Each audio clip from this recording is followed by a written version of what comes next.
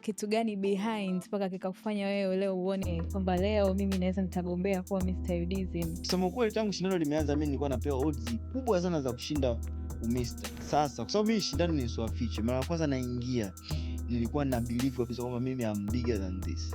Okay. Kwa sababu wakati tumeingia nimeona contestant wenzangu, nikaona amna gazi. Life humbled me. Nilichofanya nikampigia simu mama, nikamwambia vipi kubwa, mimi kusema kweli nimechoka.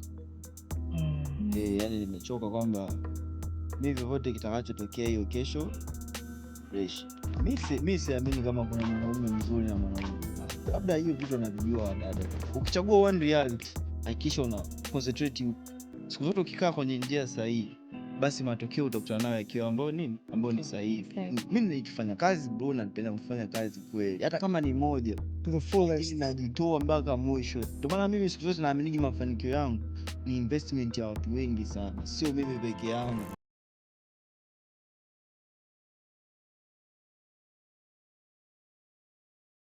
Mambo vipi? Mimi naitwa Public Figure, karibu sana. Hii ni The Vibe Podcast na tuna furaha sana leo kuwa na wewe kwa sababu mara zote The Vibe Podcast ni sehemu ambayo tunapata real talk na real vibe. Siko peke yangu, niko na our one and only kama mnavyomwona. Naomba ujitambulishe. Tunashindwa. One and only Miss Perfect. Yeah. Tuko hapa leo na Public Figure kabisa. Yeah, tuko hapa kwa ajili ya kuwapa mambo mbalimbali, kwa update ya. By the way, pia umependeza sana. Asante. Umependeza sana. Asante sana. Kwanza ni kawaida yangu kupendeza. Of course, yes. Sawa, tuko na miongoni mwa vijana ambao wako na utofauti sana.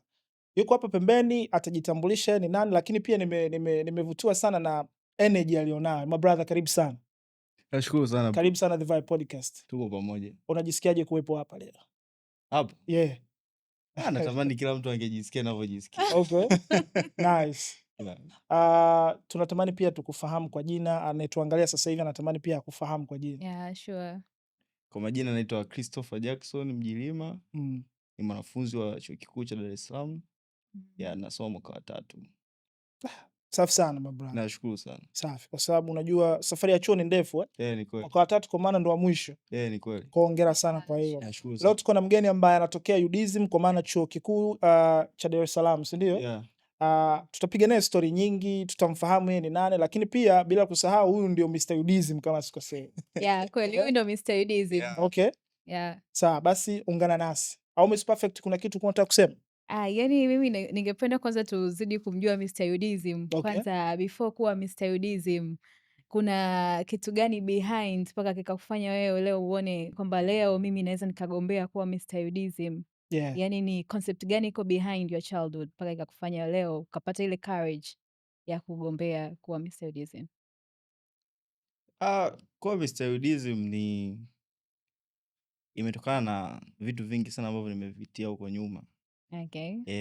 Unajua wewe hapo ulivyo ni matokeo yaliyokutokea huko nyuma. Yeah, ni kweli. Vitu vile ulivyopitia ndio vinavyokutengeneza wewe kujenga katika namna zote zile mpaka unapofikia hapo ulipofikia.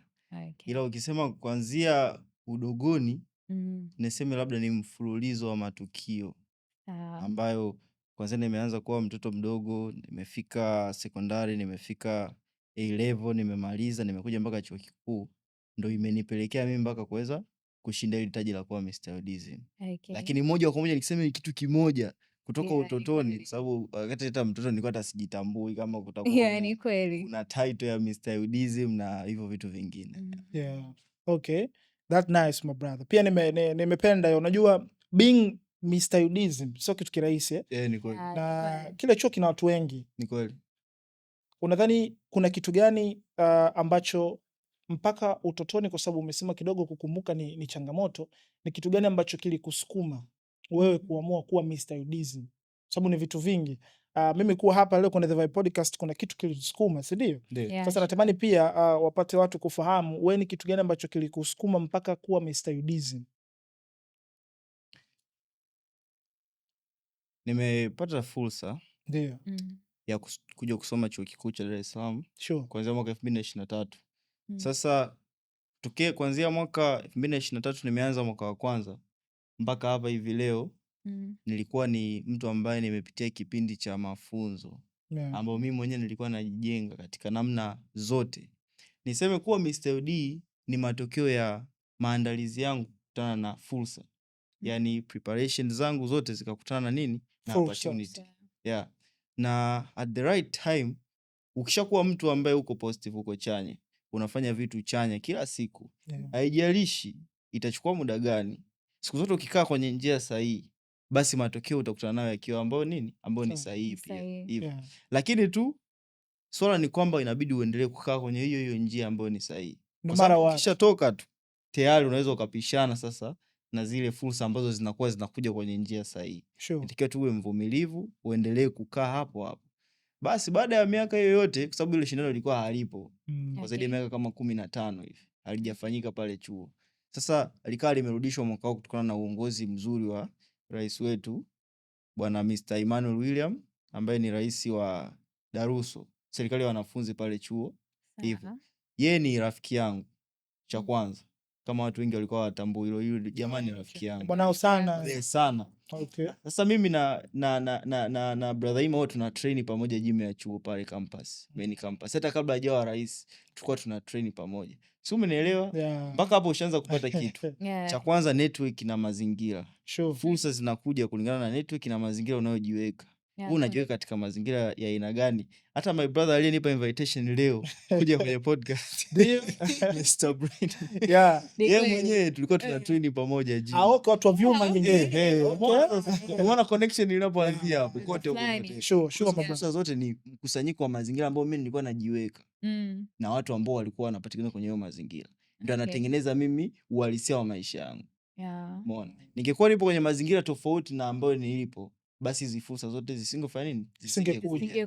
Kwa alivyoniambia pale, akaniambia mimi nimeshakuwa rais sasa. Moja ya sera ambazo niko nazo, nataka shindano la Mr. and Miss UDSM liweze kufanya nini? Kurejea. Ninaomba, ninatamani sana na wewe uparticipate, ufanye nini? Ulete mchango wako mpya. Sio ushinde taji. Hapana. Ulete mchango wako mpya. Kwa maana kitu extra baada ya kushinda. Watu wengi sana wanatafuta kwenye maisha wanapata nini? Ila kwenye maisha inatakiwa uangalie wewe unatoa kwanza, unatoa nini? Kwa sababu huwezi kugain bila kufanya nini? Bila kutoa. Sikutilia maanani sana, nikaenda nyumbani Dodoma likizo mwezi wa 12. Imefika Januari tayari posta zikatoka na website ikatoka ya kujisajili. Yeye mwenyewe moja kwa moja akanitumia kupitia WhatsApp na nili namba yangu. Akanitumia bwana, jiregister mwenyewe. Basi nikajiregister, nimemaliza. Tarehe 2 mwezi wa kwanza ndio ilikuwa siku ya audition. Kwamba ndio ili siku ya kwanza ambao wale wote waliotuma maombi na yaliyopokelewa inatakiwa waje waweze kufanya nini? Kusainiwa na majaji. Ili wapate washiriki krimu ile 40. 40 kumbe? Tulikuwa 40, 20 wa vulana, 20 wa dada. Basi tukamaliza hapo. Nikasafiri tarehe 1, nikawa nimeshafanya nini? Nimerudi. Nimekuja tarehe 1, nimelala. Tarehe 2 asubuhi, siku ya audition nilikuwa nasikia uvivu kwenda yani. Kama utaki fulani. Kwa sababu paka hapo ameforce yani safari ina vipingamizi vya kutosha. Yaani kwanza hili swali ni yani mbona kama linaletea waki. Unajua hili lakini nikasema you never know haya maisha, yani you never know kitu gani ambacho wewe kitakuletea nini. Basi tu nikavaa, nikaamka, nikaenda. Baada nilivyoenda hapo, the rest is now Mr. UD. Sana my brother. Kitu kizuri pia unajua. Umepambana watu 40 kwa maana wanaume 20, wanawake 20, unajua sio mchezo. Sio mchezo kweli. Maana yake pia stand out.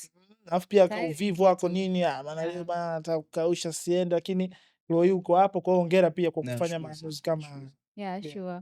Kwa psycho yako, yani katika psycho yako wewe, ukiachana na rafiki yako ambao ni umesema ni president wa UDSM, right?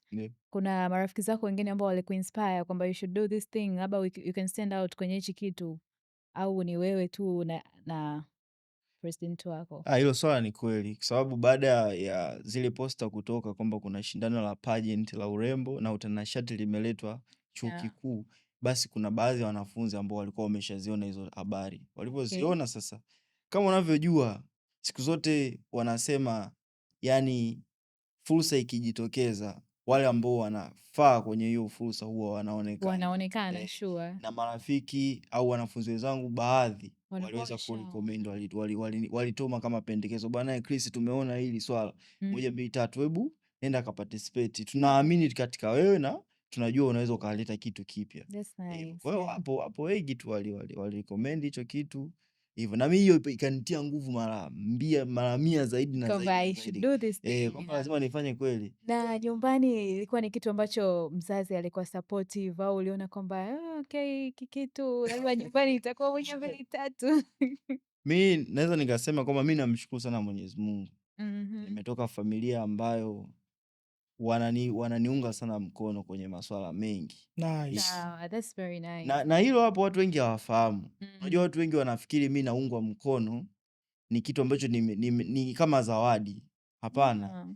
Ilibidi I had to prove kwa mama na baba kwamba mimi ni mtu ambaye kweli naweza nikajitengenezea njia yangu mwenyewe. Kwa sababu mtoto yoyote, hata wewe mwenyewe Mungu akikujalia ukaanzisha familia yako ukapata mtoto, ni ngumu sana kuamini katika njia zake kabla hajathibitisha kwamba hicho kitu inawezekana, kama kweli anaweza yeye mwenyewe kusimama kwa miguu yake miwili. Kwa hiyo lazima uthibitishe kupitia majaribio mengi ambayo yanakuja kimaisha. Changamoto zinavyokukumba, mzazi anakuangalia, je, utaenda kumlilia au utajitahidi kusimama wewe mwenyewe? Kuna wakati kama una wazazi wawili inabidi tu uishi upretend kama vile hauna mzazi. Kwamba labda imagine tu labda umepata changamoto hata ya kifedha, usikimbie labda kupiga sometimes nyumbani. Inabidi tu wewe mwenyewe uanze kuishi kama labda kiume upambane. Yani kwamba imagine kama hauna baba, kama hauna mama, uweze kutengeneza ile self reliance. Yani wewe mwenyewe uweze kujitengenezea kuwa self reliable kwamba mimi mwenyewe I can fulfill my needs once.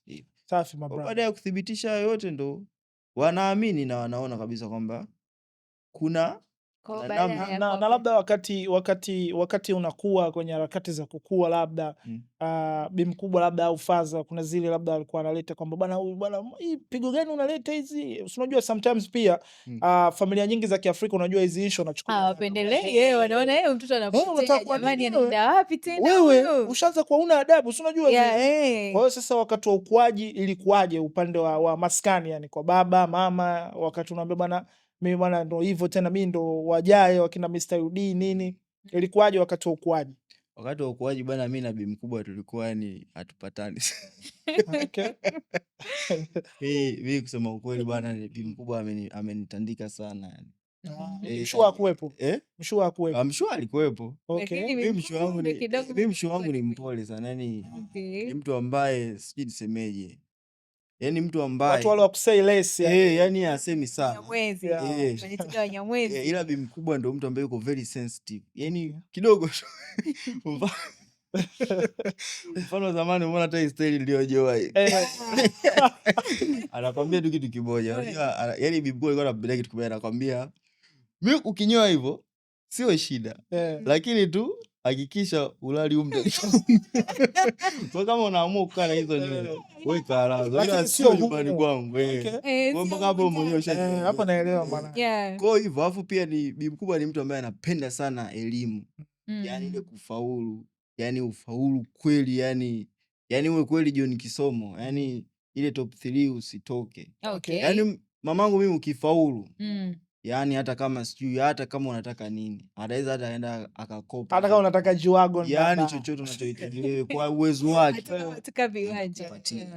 Sasa mimi ni mtu ambaye sio, yani mimi kusema kweli sio mtu wa kusoma sana. Mimi maisha yangu ndo hivi tu, ujanja. Na usiseme ujanja mzazi. Kwani ndo vitu ambavyo nilikuwa navipenda tangia zamani. Mara nilikuwa nachora, mara nilikuwa hivi, mara nilikuwa hivi. Basi, lakini hivi changamoto za ukuaji kuniepusha kuingia kwenye njia ambazo sio sahihi. Ndio zilimpelekea mimi na yeye sasa mara nyingi alikuwa yuko very sensitive. Pamoja na ule umri wa kubale nini. Na mimi nilikuwa sielewi, nikaona bi mkubwa anakaa kama anakuletea uwaki. Na hisi kwamba wazazi wanaogopa ile exposure, kwamba mwanangu akiwa exposed kwenye hichi kitu inaweza ikamletea shida fulani, watu watamuonaje, society itajudge vipi. Ndio kitu ambacho wazazi wanaogopa mara nyingi, lakini sio kwamba mzazi anaona kwamba huwezi kufanya kitu. At the end of the day mzazi anaweza kaona kwamba huyu sawa ana kitu, lakini society ita judge vipi? Na mimi ni mtu fulani nimejiweka hivi, yeye ataonekana hivi na hivi. Sababu pia kuna kitu nilikuwa nataka nifahamu my brother. Unajua unasema ulikuwa, of course ndio baba alikuwepo, si ndio? Lakini kuna namna pia bi mkubwa ndio kuna part kubwa sana, si ndio? Tunaweza tukasema pia una comment gani kwenye yale zile issue nakuta, mimi bwana nimelelewa sana na mama bwana. Wewe umelelewa sana na mama wewe? Wewe hamna kitu. Unajua zile. Ni kweli. Hivi hapo unatia neno gani upande huo, kwa sababu leo hii wewe ndo Mr. Udism, si ndio? Hata pale aje nani labda Tom Cruise kutoka Marekani akafika Udism. Bwana Mr. Udism ndo huyu. Si ndio? Comment yako imekaa vipi kwa upande huo kwenye zile issue kwamba bwana umelelewa na mama wewe? Mikazo una. Ni kweli. Kusema ukweli comment yangu mimi ni moja. Yaani sisi sote hapa hatuna uwezo wa kuzuia au kubadilisha hali ambazo tumetoka. True say. Yeah, very true. Wewe kama umetoka familia ambayo umelelewa na mzazi mmoja, sio kosa lako wala sio kosa la mzazi. Ni hali tu ambayo imekutokea. Na mimi naamini kitu kimoja kwenye maisha. Mimi naamini hakunaga jambo baya wala zuri. Siaminigi hivyo. Unaona wote sawa. Honestly mimi naongea mkono. Hapana, sio kwamba kila kitu kipo sawa, hapana. Mimi naamini tu kuna hisia ya maumivu na hisia ya utamu. Hivyo. Kwa nini nasema hivyo? Mfano kisu hicho kinaweza kikamuua mtu. Hicho kikakata nyama. Kikakata chakula. Kwa hiyo nategemea naye mwenyewe. Nategemea vipi hivyo? Mfano brother hapa, mimi sasa nikaa nimempenda nani dada. Haunaruhusiwa kumpenda. Hiyo sasa ni sawa kwamba. Nikampenda nani? Aitwa Miss Perfect. Miss Perfect. Huyu ndo first lady wa The Vibe Podcast pia. Miss Perfect, mimi nakupenda na tafadhali. Chukua na ndo hizo. Lakini Miss Perfect bwana akanikataa. Mtu mwingine akikataliwa anakata tamaa kabisa kwamba yani mimi sitaki mahusiano. Basi wa dada. Naweka mentality ya kwamba. Lakini mwingine atafanya analysis. Kwa nini kanikataa? Labda sina muonekano, umeona, labda sina pesa, uchumi wangu mbovu, labda sina maarifa. Anachukua kama motivation, anaenda kufanya nini? Kujijenga. Kweli. Kwa hiyo point yangu ndo ile, kama umetoka familia ya mzazi ambaye ni mmoja, kitakacho kudefine sio ulipotoka, kitakacho kudefine ni wapi unapoelekea. Kwa sababu kuna positivity ipo. Na changamoto Mungu alizokuumbia my brother na dada yangu, zozote zile ulizonazo zimekuwa designed specifically kwa ajili yako, na wewe ndo pekee unayeweza kuzigeuza hizo. Ili historia yako iwe inspiring, lazima tuone progress ulianzia huku, ukabadilika ukawa hivi. Yani ubadilishe hiyo kasa ambayo ilikuwepo nyumbani iwe baraka.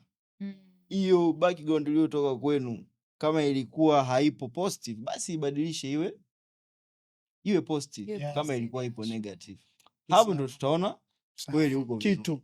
Lakini ukichukua kama excuse labda kwamba mimi hivi bwana, mimi kwa sababu mimi sina tu support, ila ningepata support mimi. Niseme labda watu wanapenda kujivictimize. Alafu ukishakuwa victim wa kitu fulani huwezi kuendelea. Yaani unakuwa tu kama baba, mimi nimezaliwa sehemu sijui kwetu hatuna hela, basi ndo unaishia hapo hapo, kwetu hatuna hela, ila labda wewe ndo bilionea wa kwanza. Mwisho siku unaishia hapo hapo, unakuwa huna hela. Yaani ukitoa ile mentality ya victim, kuwa victim basi tena unaweza ukafanya chochote. Ndio maana hata mimi mwenyewe nimepata moyo wa kuweza kuja hapa. Kwa sababu nyie ni vijana wenzangu wote, tuko lika moja. Hapa kila mmoja anatafuta njia ya kuweza kubadilisha maisha yake kwa namna moja au nyingine ambayo yeye mwenyewe amekusudia. Kwa hiyo wenyewe hamjasubiria mpewe support na rais wa nchi. Sijui hamjasubiria kupewa support na nani. Ninyi wenyewe mnajiongeza. Na support kubwa ambayo unahitaji siku zote kwenye hii dunia sio ya nani, sio ya ndugu, sio ya mzazi. Support kubwa unayohitaji ni ya kwako wewe mwenyewe.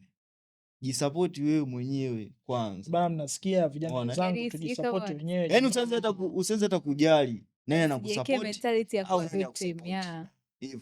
Wewe jisupport wewe kila inapoenda kwa Mungu hiyo siku. Hakikisha wewe umejisupport mpaka mwisho. Hivyo. Usiwape watu jukumu la maisha yako. Ukishakuwa upo wewe, jukumu la maisha yako inakuwa. Kisha fariki maana ujiwezi tena, ndio maana tutakuja, tutakuchangia, tutafanya hivi. Na watu wengi wanalalamikaga hata kwenye misiba, alikuwa anaumwa lakini watu hawamtolei hela, amefariki ila watu wamechanga mamilioni. Ukiwa hai kila mtu anajiwazia yeye. Mimi siwezi kuamka asubuhi brother nikakuwazia wewe. Sasa hii baba, mimi ya kwangu anaanzia nani? Sure. Hivyo kwa ukiwa hai jukumu lako la maisha yako liko juu yako. Huo ni ukweli ambao yani hiyo mimi naipitisha. Ulikuwa unataka kusema kwamba kuwa Mr. Udism na mahusiano au unataka kusemaje? Mimi nilikuwa nataka nimuulize anapata changamoto gani. Okay. Yani unajua ukishakuwa Mr. Udism mko pale labda ukipita campus, nini kinakupa shida? Like yani na imagine unajua ile ni kama umekuwa rais wa Tanzania. Sasa amekuwa rais wa Udism kwa upande wa wanaume. Warembo nini jamani? Mr. Udism anapita. Yani nataka kujua anapata challenge gani pale. Mnawazingizia sana akina dada jamani. Warembo si waga wanakufa kwa handsome boy. Hamna bana, akina dada wanapenda hela. Kwa unataka kuniambia kwamba before kwenda kwenye changamoto unataka kuniambia kwamba wachumba wasumbui wewe kuwa Mr. Udism? Mimi sidhani kama wasumbui. Ila wapo. Wapo. Basi mjibu kwanza Miss Perfect afu nitakuleta. Ila mimi nataka nijue ni changamoto gani unapata pale campus. Kwamba okay mimi nishakuwa Mr. Udism. Okay. Unajua ukiwa na title tayari kuna vitu vinakuja kama nini challenges. Sure. Kwa I wanna know what challenges do you get, like nini kinakusumbua pale campus? Kama moja mbili tatu. Na hizi ikawa sio tu campus, hata kwenye your lifestyle nje ukiwa out of campus. Changamoto kubwa inayokuja sasa hivi ni moja tu. Changamoto kubwa inayokuja sasa hivi ni mitazamo ya watu juu yangu. Imebadilika sana. Yeah, very true. Unapoanza ku rise to greatness, watu wanakuwa very sensitive na hiyo. Mfano hata brother hapa, kuna hatua kubwa ukishaanza kuzipiga, mimi na rafiki yako nikikupigia simu usipopokea tu, tayari. Baadaye ukinirudia, mwanangu sasa hivi hata simu zetu unavimba sasa hivi. Hamna, yani sio kwamba mimi navimba, hapana, ila tu ni majukumu yanaongezeka. Rutini inabadilika. Priority zinabadilika. Na kitu kingine watu ambacho takia mimi naomba watu wafahamu, hakuna mtu anayepambana ili abaki vile vile. Hakuna. Kila mtu anapambana kila siku ili abadilike. It's true. Yani we don't hustle to be the same. Sure. Hustle to be different. Kabisa bro. Unavyoona mabadiliko, it's a proof kwamba huyo mtu anapambana anapiga hatua. Lakini changamoto ndio hiyo tu, watu wako sensitive. Yani ukishakuwa umemess up kidogo, sasa hivi Mr. Udism hivi na tu ukoti. Na hivi kwenye growth wanasemaga kwamba ukiwa una growth fulani, ukiwa unaenda sehemu fulani, sio kila mtu ataenda na wewe. Kwa sasa hivi changamoto kubwa unaopata ni wewe unaenda direction fulani na wengine unawaacha njiani. Kuna wengine ambao utaenda nao, lakini kuna wengine unawaacha njiani kwamba tayari inakuwa ni changamoto kubwa. Kwa mimi ninachoomba tu watu wasitaki hivi vitu personal. It's not personal. It's just ni uhalisia tu wa kimaisha kabisa. Kwa mabadiliko yanavyotokea inabidi tu tuendane nayo kama jinsi yanavyotokea. Hiyo ndio changamoto kubwa, yani misconception ya watu, perception zao zinakuwa ziko way more negative kwa sababu watu wengi wako very sensitive. People are very emotional. People are very emotional. Watu wanachukua sana vitu personal. Kwa sasa my brother bana, mimi kuna kitu kimoja nilikuwa nataka nifahamu kidogo hapa. Unajua sometime haya maisha tunayoishi, si ndio? Ndio. Tunaishi kulingana na namna gani ambavyo Mungu anakuwa ametubariki, si ndio? Wewe pia kwa namna moja ama nyingine sasa hivi ni Mr. Udism, si ndio? Of course maisha yatakuwa yamebadilika kwa namna moja ama nyingine. Tokea ulivyokuwa awali kama ulivyokuwa mpaka sasa hivi kuwa Mr. Udism. Kwa namna gani maisha yako yamebadilika tukianzia ndani ya campus na nje? Mimi maisha yangu yamebadilika kwa asilimia kubwa sana. Okay. Maisha yangu yamebadilika in terms ya matokeo. Nimepata matokeo ya kile ambacho nikifanyia kazi. Lakini maisha hayajabadilika katika nyanja ya mimi mwenyewe kama mimi jinsi nilivyokuwa. So mimi bado niko tu vile vile kabla hata nilivyokuwa hapo kabla sijashinda ile taji la kuwa Mr. Udism. Lakini matokeo ya kile ambacho nilikifanyia kazi hapo nyuma nimeweza kukipata na namshukuru sana sana Mwenyezi Mungu kwa hiyo. Mimi naona kama umepata growth, yani like ukisema kama hujabadilika baada ya kushinda, uliweka effort, si ndio? Ukiweka effort then una gain, si ndio? Unapata ile effort yako back kwamba okay nimeweka nguvu fulani kwenye kitu fulani, then umepata back effort. Obviously automatic una change. Mabadiliko mimi nayozungumzia yapo katika namna hii hapa. Logic iko hivi. Kuna mtu leo hii ana nidhamu ya mazoezi Yeah. ili aweze kubadilisha mwili wake. Labda tuseme na mafuta mengi, ataka awe sasa katika mwili ambao uko lean na kiwango kidogo cha mafuta. Yeah. Sasa huyo mtu ana nidhamu ya mazoezi, anazingatia ulaji bora na kufanya mazoezi. Kuna watu wawili, huyo wa kwanza yupo bado kwenye process, bado hajafikia lengo. Yeah. Na huyo wa pili yupo kwenye mchakato, kashafikia lengo na bado anaendelea kufanya anachoendelea kukifanya. Tofauti yao ni nini? Tofauti yao, hawa ni watu ambao wako the same, wana discipline ambayo iko the same, consistent routine ambayo iko the same, commitment ambayo iko, lakini kuna ambaye kashapata yale matokeo. Sasa mabadiliko ninayozungumzia mimi ni matokeo kuyapata. Ila kwamba mimi kama mimi mchakato ambacho umenisababisha mimi kufikia nilichokipata bado unaendelea. Kondo kwanza kumekucha. Mpaka tunakufa. Hapo ndio nilitaka nielewe. Basi hiyo nice sana baba. Pia nilikuuliza kitu kimoja kuhusiana na warembo. Naomba nirudi tena kidogo. Leo warembo wana kazi. Naomba nirudi tena kwa warembo. Unajua kaamini. Yaani unajua ukishakuwa Mr. Udism, of course pia chuo chenu bwana kimebarikiwa pia kuwa na warembo wengi sana. Kwa hiyo pia shout out sana kwa warembo wa Udism. Warembo ni wengi sana. Vyuo vingine sio kwamba hamna warembo, hapana. Warembo hapo, lakini Udism kwa upande wangu kama public is the best kwa upande wangu. Sasa hivi kweli ndugu yangu unataka kuniambia DM hazijajaa cha kwanza, lakini kategori nyingine ni kwamba natamani kufahamu kuwa Mr. Udism na mpenzi ambaye ulikuwa naye mpaka labda umekuwa naye Mr. Udism, maisha yenu yapo vipi kwa sasa hivi? Amebaki na ile consistency, kwa sababu utakuwa bado uko naye yule yule dada yangu Aisha, Fatuma, huyo yote atakayekuwa au baada ya kuwa Mr. Udism akapata Mwajuma, tusikie sasa hivi step down, na mtoto fulani tu Jessica anatokea Goba njia panda 4 ndio niko naye sasa hivi, natamani kufahamu hapo. Sasa kwenye swala la kina dada limekaa hivi. Unajua mimi ninachokiamini ni kitu kimoja, kwamba mimi bado nipo kwenye umri wa kujijenga zaidi kwanza. Yaani ile focus yote sasa hivi bado ipo kwangu mimi bado. Sio kwa katika mtazamo ambao uko hasi, hapana. Lakini tuseme mimi ninachoamini, unavyoanza kubarikiwa na Mwenyezi Mungu inabidi uzidi kuwa mtulivu. Kwa sababu ukianza mbwembwe kweli. Mbwembwe zinataka hela jamani. Lakini maelekezo sikimtindo hapo. Mbwembwe zinataka hela. Yaani kama huna hela, kama hujafikia unachokitaka, usilete mbwembwe tu. Relax. Maskini unataka nini? Unaona? Tumekuwa maskini mpaka tumekuwa professional maskini sasa.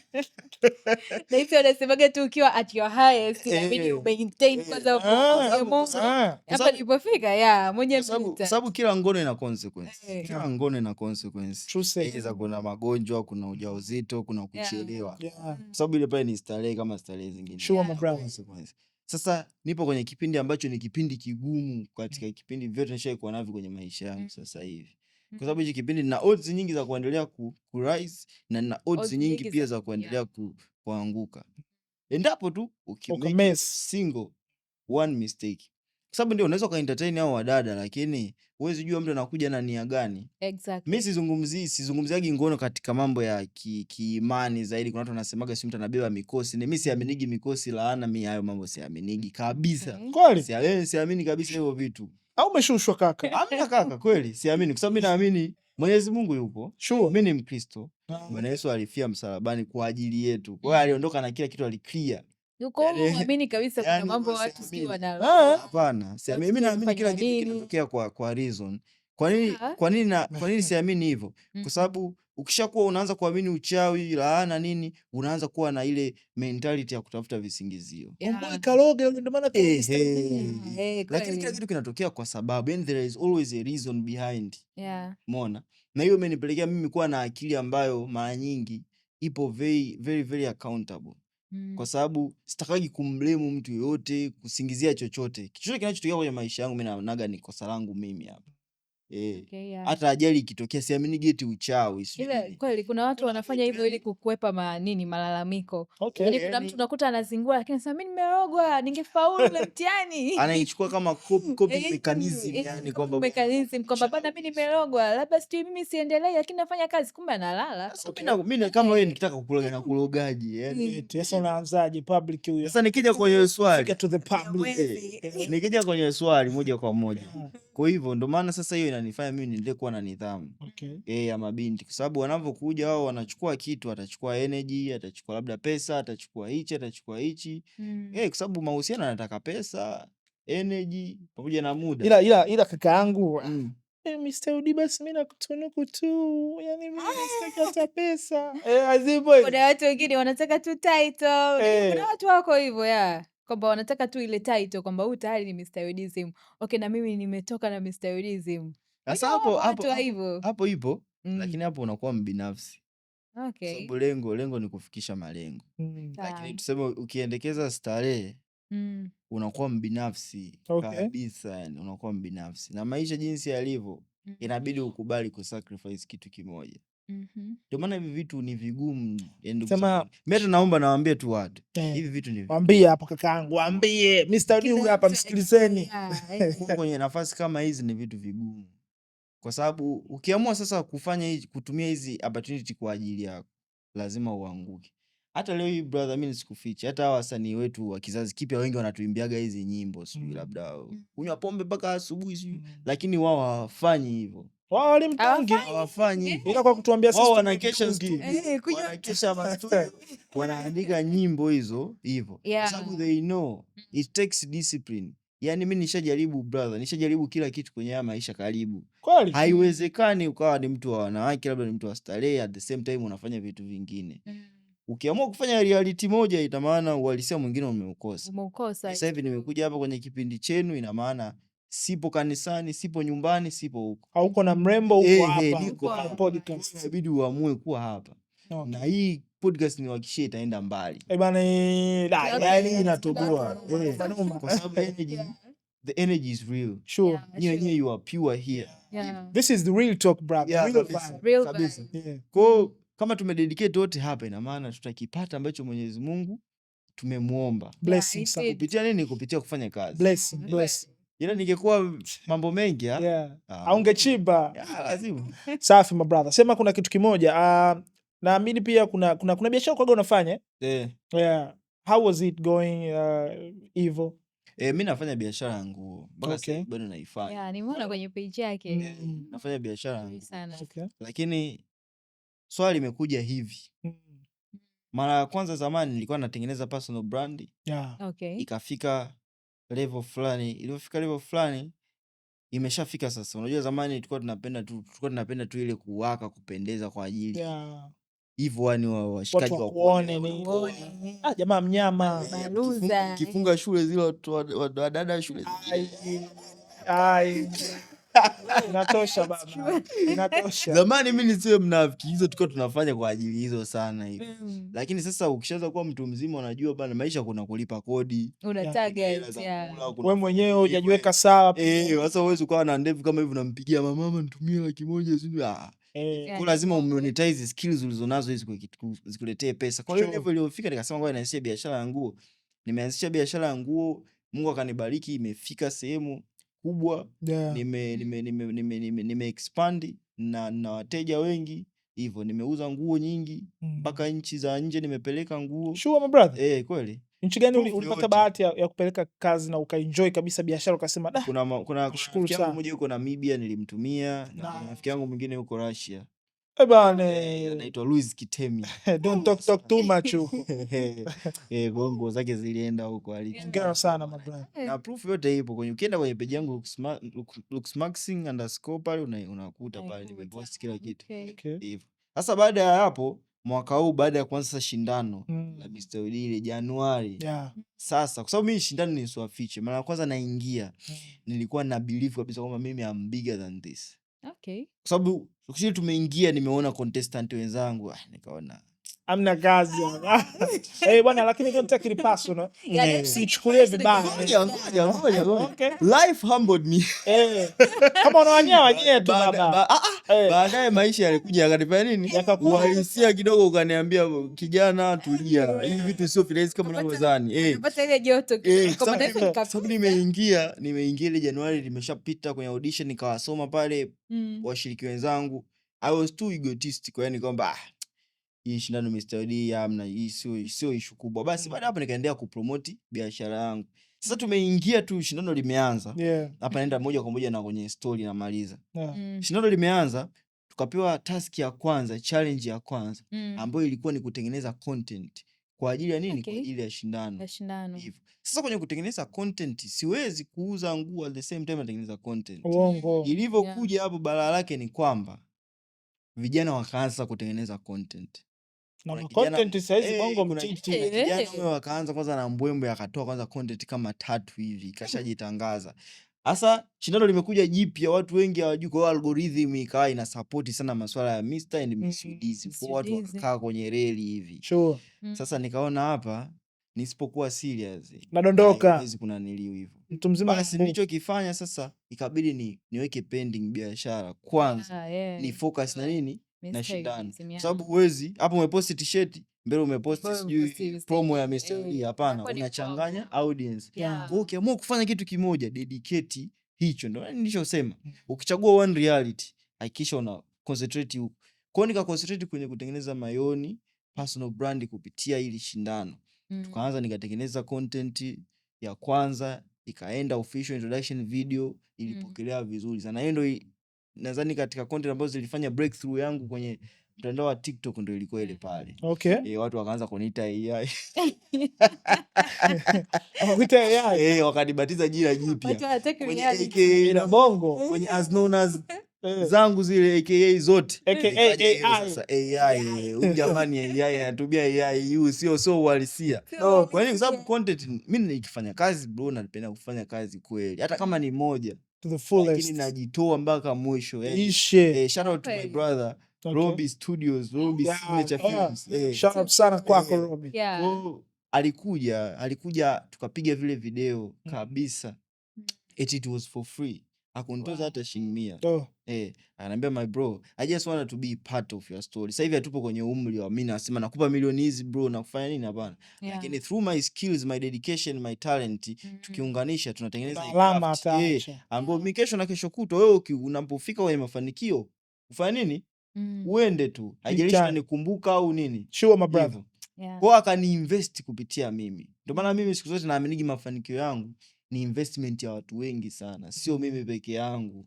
Watu wengi wameweka michango yao. Hata mwenyewe ulipofika bro, sio wewe. Kabisa. Wewe ni product ya nini? Utashindwa kuwasema watu waweka mafanikio. Basi tukapiga ikaenda, kamaliza nikapiga ya pili, ikaenda. Baada ya hapo sasa, kilichotokea tukaanza practice ya training. Hasa ndio ikawa inakula muda. Kwa sababu kipindi kile semester ya kwanza nilikuwa na vipindi full time, siku zote 5 kwa wiki. Full time, asubuhi, mchana, jioni na kipindi. Alafu Jumamosi na Jumapili training. Tunaenda training za kutembea kwenye runway. Maana hapo pumzike. Wadada wanatembea hizo catwalk, wanaume sisi tunatembea sasa runway zetu. Pale. Kwa nafanyia hapa wapi hapa Makumbusho hapa Millennium Towers. Shout out kwa mwalimu wetu Bwana Taido ambaye ni CEO wa Catwalk Killers, alikuwa anatusimamia pale. Kwa hiyo ilikuwa ni full time. Sasa kipindi kile nilikuwa sina usafiri. Nilikuwa sina bado pikipiki. Usafiri wa umma sana. Usafiri.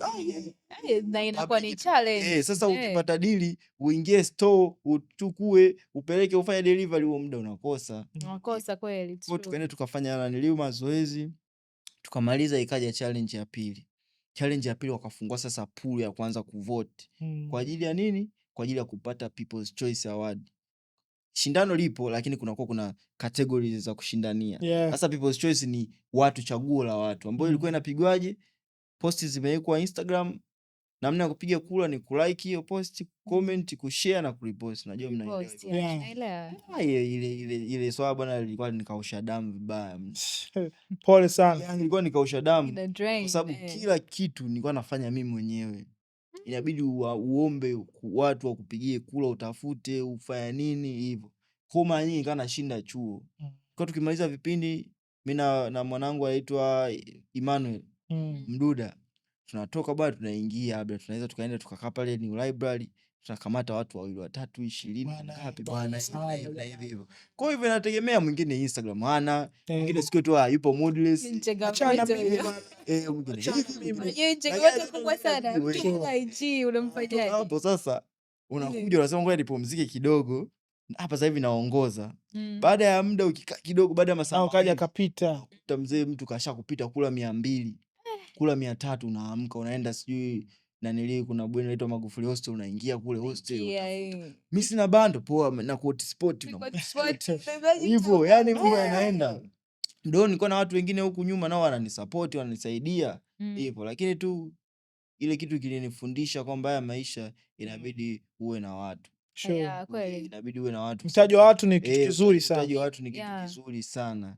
Kwa kuna watu ambao mimi niliwapelekea jambo langu, siwezi kuwataja wote hapa. Shout out kwao. Yani walilipokea, wakalipeleka huko mjini, likaenda na watu wakasupport kwa kiwango kikubwa. Hivyo. Lakini mpaka siku ya mwisho kabisa, ni summarize siku ya mwisho sasa. Imebaki siku moja.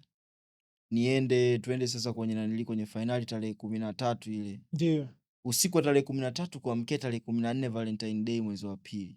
Kumbe juzi tu hapo. Ndio ilikuwa finali ya shindano la Mr and Miss UDSM. Ilikuwa inabidi tutembee outfit 3. Tulikuwa tunatembea na niliu beach wear moja, tulikuwa tunatembea evening wear ambayo ni suti na moja vazi la creativity. Sasa mpaka siku ya mwisho tumefika, nimeshakamilisha outfit 2. Outfit moja bado ya creativity. Na sielewi, sijui. Na hiyo ni ngumu kwa sababu tayari shaitwa creativity. Sijui na inafanyaje mpaka. Na mpaka hapo activity zote nilikuwa nashughulikia mimi. Sasa kuna baadhi ya watu walikuwa wanashindwa kunielewa. Nini unataka kwa wakati huo? Sasa unakuta mtu anakusupport, anataka recognition at the same time. Uongo. Sasa mambo yanakuwa ni mengi. Kweli. Ukisha ni support, mimi nakuwa tayari nimeshaona na nimekumaki na najua. Sawa? Sure. Naweza nikachelewa kujibu message yako. Sasa kuna baadhi ya watu wakaanza tena kutupa tena lawama. Ndio anajisikia. Lakini bado unachelewa kujibu.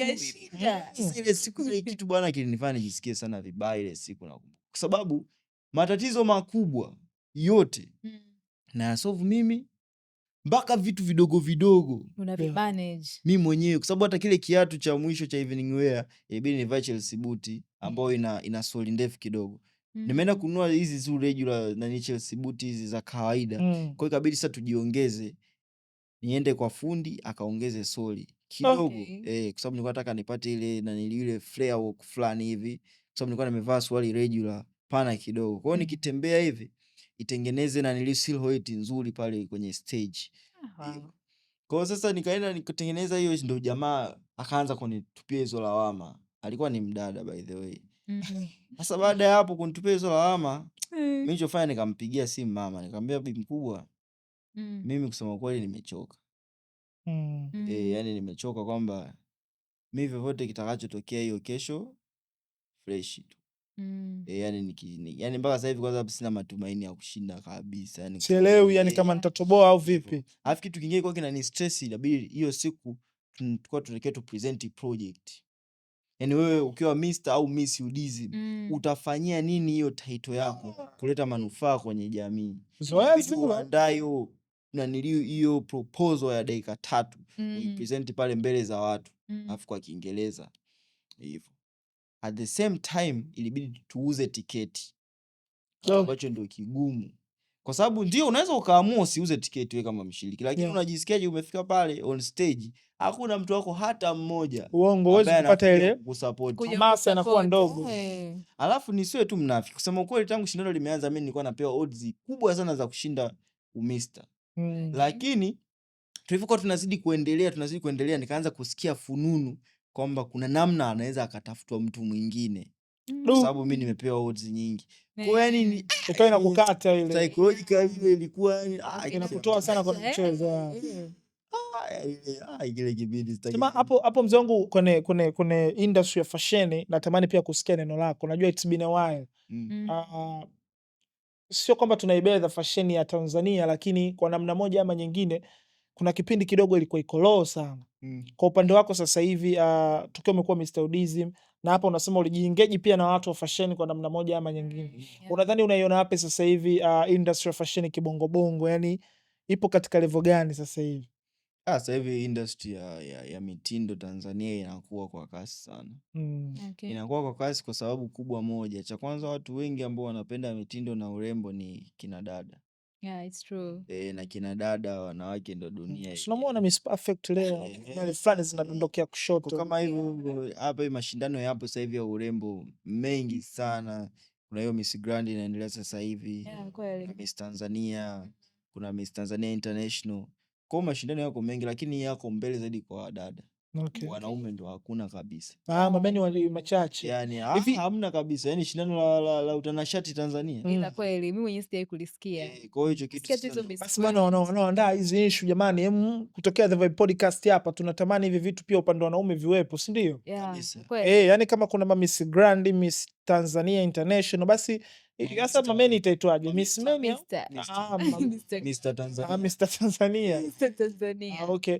Basi bwana, wenye mamlaka nadhani wataweka sawa ile. Unajua maana kwenda kushindana huko Mr. International. Yeah, kweli. Maana tunaonaga pia Tanzania hazipo. Tunaonaga pia tunakuta mwanaume handsome wa dunia. Hivi unachukua kigezo gani? Unajua mbona bongo handsome hapa?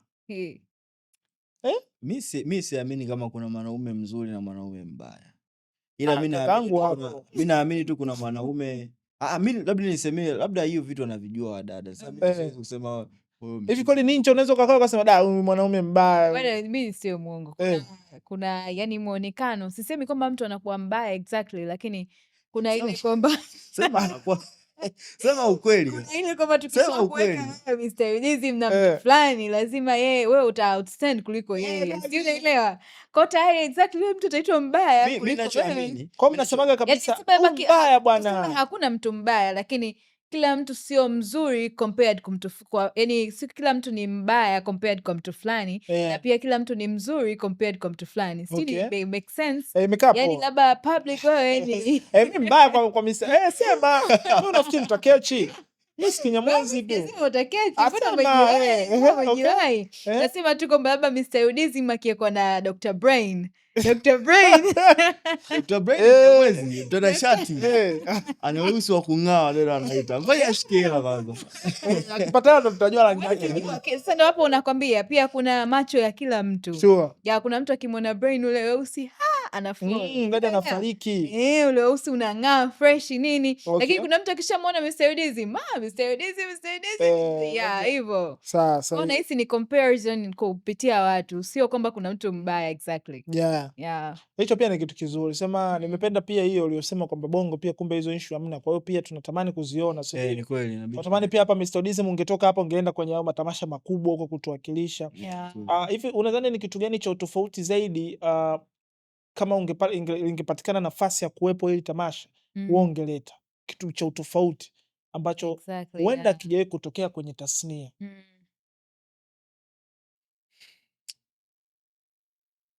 Binadamu zaidi, ubinadamu yani mimi waga ndo theme yangu zaidi sana.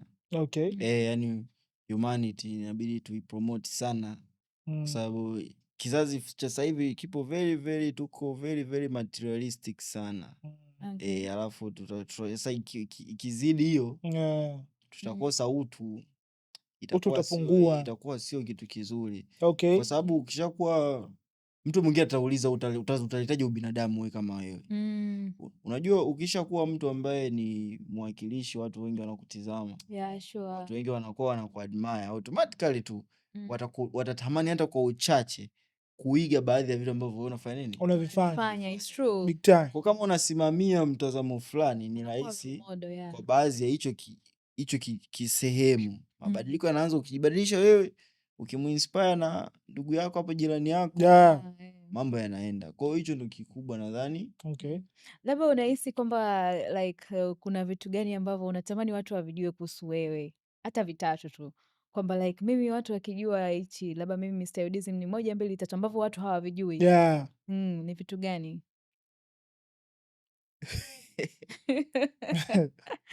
Kwa sababu unajua watu wengi wanaweza wakawa wanakujua kama Mr. Udizim, Mr. Yeah, Udizim kabisa kwenye kabisa. mtanashati anapendeza kinini, lakini kuna kile kitu ambacho unatamani okay, maybe audience wakijua hiki kitu about me itanipa much more confidence au itazidi kuonyesha the reality about me.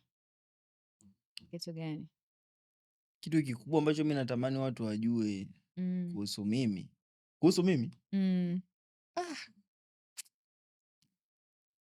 Yaani mimi. Yaani wewe huyo sasa mjomba. Wewe Nawapenda sana. Wakina nani? Watu wote. Hicho ndio kwa natamani wajue. Natamani wajue hilo. Mimi nawapenda sana. Unakubali? Tusapotiane.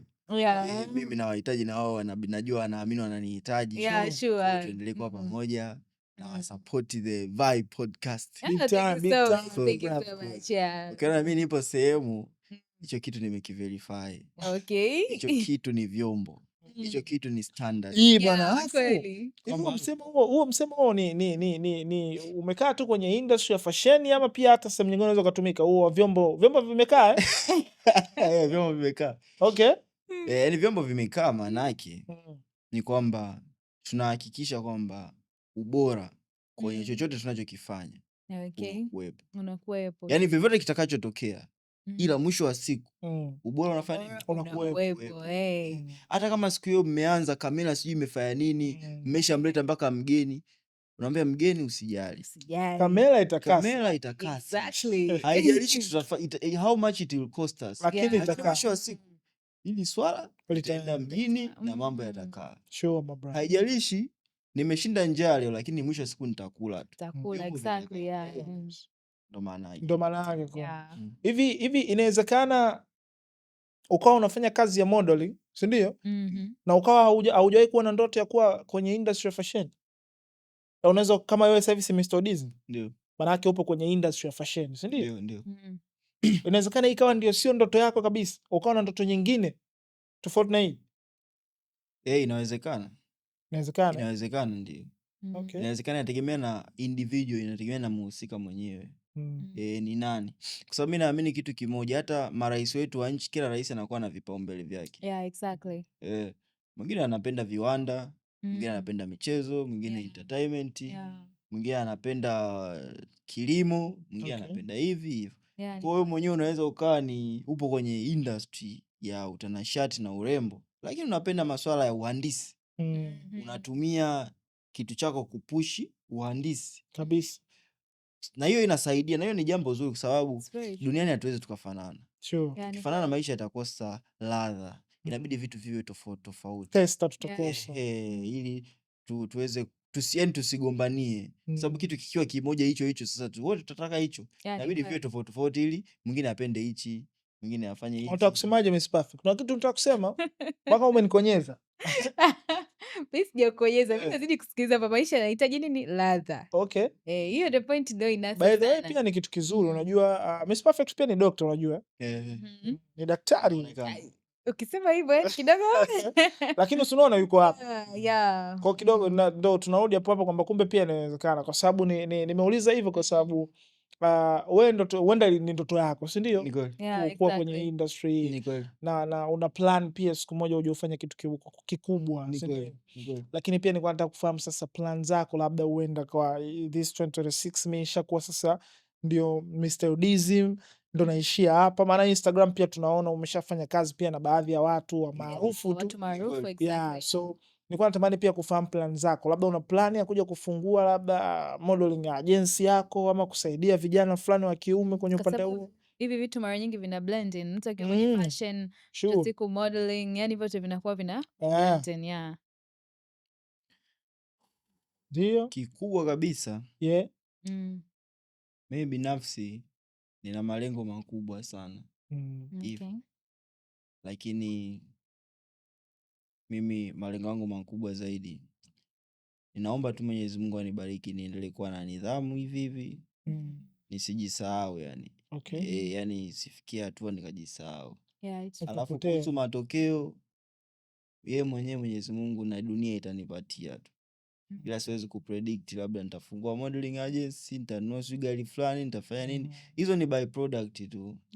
Lakini kwanza inabidi uwe huyo mtu ambaye unataka wewe kuwa, alafu utaamua matokeo utayaamua wewe. Uwe na discipline. Mimi ninachoomba tu, mimi natamani niwe na discipline zaidi hapa nilipo, niwe consistent zaidi hapa nilipo, niwe na commitment zaidi hapa nilipo. Niwe na roho ya ubinadamu zaidi ambayo nipo nao sasa hivi. Okay. Kwa sababu hata wewe mwenyewe brother unaweza ukawa na milioni 10 benki. Miss Perfect akawa na milioni 10 benki, mimi naweza kana milioni 10 benki. Mimi nikanunua iPhone, Miss Perfect akanunua kiwanja. Wewe hiyo milioni 10 ukala yote. You see? Wote tuna kitu kile kile lakini tumeamua matokeo tofauti. It's true. Okay. Kwa matokeo mimi siyaongeleaji sana. Ila mimi nataka niongelee chanzo, input. Output. It depends. Okay, ukiachana na input, yani unahisi kama kuna kitu ambacho kinakuscare, like you feel like this thing yani hiki kinanitisha kwamba katika mafanikio yangu kuna 1 2 3 labda hapa nikifika hapa, lakini kitu fulani kinaweza kikanihinda nisiende mbele zaidi kwa sababu ya sababu fulani. Ni kitu gani ambacho unahisi kinakuscare katika hizi proceeding na success zako? Kujisahau. Okay. Kujisahau yani yani rahisi nyie. Hivi kumbe ukiwa maarufu pia ni kuna wakati inabidi uwe na overthinking. Ukiwa maarufu inabidi kuna wakati uwe na overthinking. Ni kweli lazima. Okay. Lazima. Ndio kuna kitu kinaitwa procrastination. Mtu una procrastinate. Sababu kuna kitu fulani nitakifanya sasa hivi lakini hufanyi. Unakuwa tu like nitafanya hichi, lakini nitafanya kesho, nitafanya kesho kutwa, nitafanya. Automatic unakuta ndio hiyo anaongelea kujisahau. Kwamba kuna muda unajisahau, kuna malengo umeandika public, unaweza ukawa na a very good plan kwamba mimi hiki kitu nikifanya lazima nitoboe, na kweli ukimwambia mtu kitu fulani 1 2 3 lakini wewe mwenyewe unajisahau.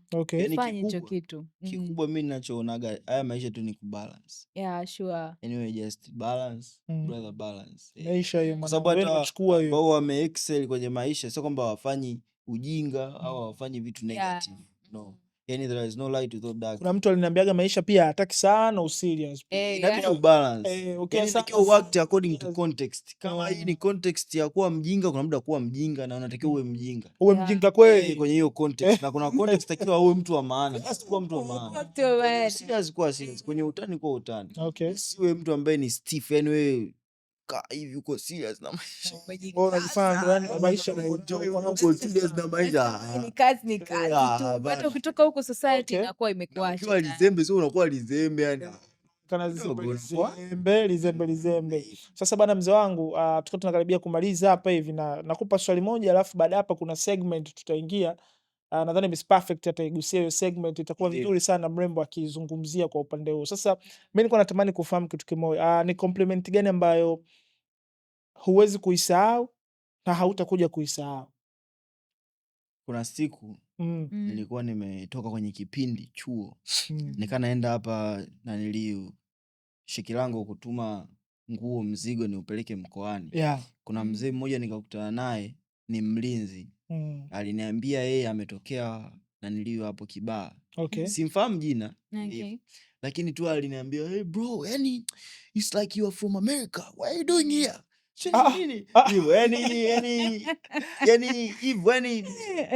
Just like that. Akanihusia sana kuhusu mabinti. Lakini hivi na hivi, lakini you are smart. I can see you far. Ile compliment sitakuja kuisahau maishani kwa sababu it was very random. Mtu alafu unajua akujui yani. Kwa sababu unajua mimi kuone tu pale campus mpaka Shikilango ni karibu. Karibu sana Kwa hiyo nikatembea tu hivyo, mimi ni baili bwana. Kwa hiyo nikatembea zangu bwana mdogo. Kutoka pale kati paka Shikilango. Ukishaweka hii hapo mzee mingoma inagonga. Nauli hiyo tayari. Sababu uchukue bajaji mpaka njia panda chuo 700. Uchukue boda pale mpaka huku Bukumbili 700. Hiyo Buku3 tayari. Buku3 msosi huo mzee. Kwa hiyo tuna exchange. Kwa hiyo nikatembea, mwisho wa siku nikakutana naye. Tena ndio hivyo akani compliment sana. Hakuchukua namba yangu, hanijui. Tulivyomaliza pale akaingia huku Sinza, mimi nikanyoosha. Kwa ilikuwa kama coincidence pia yani, namna moja yani kama umepanda pia pikipiki salimia tu tayari akanivaa akaanza kuongea. Ni watu kama wanakuaga wamewekwa hivi ni kama yani aliongea sana yule mzee. Okay. Afu anaonekana ni kama mlevi fulani hivi lakini aliongea vitu vingi. And they say when you are high you say something ambacho ni valid. Yeah, kwa hata kama alikuwa ni mlevi at that time obviously aliongea kitu ambacho kiko mwaka jana si mwezi wa 11. Okay. Nice. Okay, Miss Perfect mtishe. Okay. Actually kuna unajua wewe sasa hivi hapa tunavyokutazama. Hata mimi pia nakutazama actually. Wewe ni kioo cha jamii, si ndio? Yeah. Unaweza kumwambia mtu yoyote anayekutazama au watu wote wanaokutazama, kwa sababu siwezi kusema mtu tu, mtu yoyote anayetamani kuwa kama wewe. Yeah. Au mtu yoyote anayetaka kufika mbali kama wewe, kwa sababu tayari wewe upo in progress, si ndio? Yeah. Unaweza kumwambia nini? Okay. Kitu chochote ambacho unaweza ukatoa kama advice, afanye nini? Yeah. Anaweza kujifunza nini kutoka kwako? Exactly. Okay. By the way, hiyo inaitwa The Mirror Set. The Mirror Set, yeah. Naiongelea hapa kabisa kwenye kamera hapa kwa msisitizo. Yeah. Okay. Kikubwa uhalisia, maisha ni magumu. Maisha ni magumu sana. Yeah. Na watu wengi sana wanatafuta niseme nini? Wanatafuta faraja. Watu wengi sana wanatafuta faraja. Maisha ya mafanikio ya maendeleo hayana faraja. Yana maumivu. Kila siku, kila saa, kila muda unajisikia tu maumivu. Kwa sababu unafanya vitu viko very uncomfortable. Hivyo. Kwa hata kuna baadhi ya vijana wengi wamenitumia DM, bro, imeenda kama hivi, nisaidie hivi. Hakuna njia pekee zaidi ya kuiface hiyo comfort zone ambayo unakuwa labda unajaribu kuikwepa. Usitafute na niliu validation. Wewe takiwa tu ufanye kazi. Yani hakuna, yani huo ndio uhalisia. Okay. Yani usipojituma, usipofanya hauwezi ukafikia unapopataka. Na mambo ni magumu. Okay. Vibaya mno. Yani mambo sio marahisi kama watu wanavyodhani. Kwa sababu unavyoanza tu kuanza kuonyesha wewe unataka kubadilika, watu wanaanza kuwa na expectation kubwa na wewe. Unaanza kubalance vitu vingi, majukumu yanaongezeka, kila mtu anakuwa anakutaka. Umeona? Sure. Kwa namna moja ama nyingine ili mambo yake yaende. Sure. Kwa hiyo yani mambo ni magumu vibaya mno. Ila inabidi uwe imara yani. Okay. Uzoe maumivu. Nice my brother. Bana, hiyo ndio The Vibe Podcast episode 4 Yeah, tunafuraha sana kwa sababu tulipoanza mpaka tulipofika hivyo, lakini pia bila kusahau our main sponsor Sasamwell. We are really proud. So kwa muda wako pia unaweza ukaenda Instagram ni Sasamwell hivyo, Kings Capital, pia ukajifunza hizi issues za forex trading kwa namna moja ama nyingine. Ndio kijana mwenzetu ambaye anatupa mashavu mpaka hivi unaona Wanyamwezi tuna drip, dress to kill not to impress. Yeah, so shout out pia kwa Sasamwell, our main sponsor of The Vibe Podcast. Mimi ni public figure, tulikuwa na Mr. Udism, mastori yalikuwa mengi, tumeshare moment with our beautiful lady, the first lady wa The Vibe Podcast, Miss to the Queen. Miss Perfect. Oh, Miss Perfect. Whatever the case, namna ambavyo tumuita. Wakajifunze pia na lifestyle ya Sasamwell. Okay. Yeah, nenda Sasamwell search, jifunze nini, ukiona vipi, ingia Kings Capital, utajifunza vitu vingi. Kwenye program, yeah, kwa namna hiyo. So until next time, bye bye.